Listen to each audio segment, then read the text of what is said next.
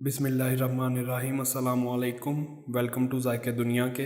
आज की इस वीडियो में हम बनाएंगे क्रीम चाट।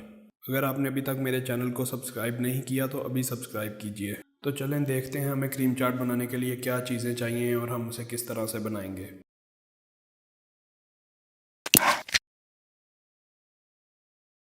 हम में से ज़्यादातर लोग अक्सर बाज़ार से क्रीम चाट ख़रीदते हैं, हालांकि घर पे क्रीम चाट बनाना बहुत ही आसान और सस्ता पड़ता है और घर वाली क्रीम चाट की क्वालिटी भी बाज़ार की क्रीम चाट से बहुत अच्छी होती है। मैंने क्रीम चाट बनाने के लिए 1 दर्जन केले लिए हैं। इसके अलावा मैंने तकरीबन 1 किलो सेब लिए हैं। केलों का छिलका उतार के हम उन्हें काट लेंगे। मैं उन्हें क्यूब्स की शक्ल में काट रहा हूँ, आप अगर किसी और तरह से काटना चाहते हैं तो आप काट सकते हैं।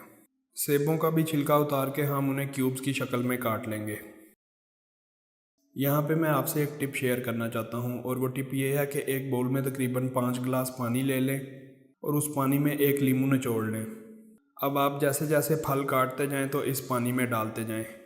इस पानी में डालने का फ़ायदा ये होगा कि फलों का कलर चेंज नहीं होगा। क्रीम चाट को बनाने के लिए हमें केले और सेब के अलावा इन चीज़ों की ज़रूरत होगी। दही 400 ग्राम, क्रीम 400 ग्राम।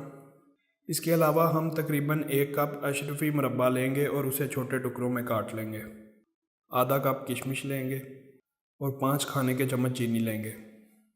सब चीज़ों को मिक्स करने से पहले फलों को पानी में से निकाल लें और एक बाउल में डाल लें और इस चीज़ का ख्याल रखें कि फलों में से सारा पानी निकल जाए।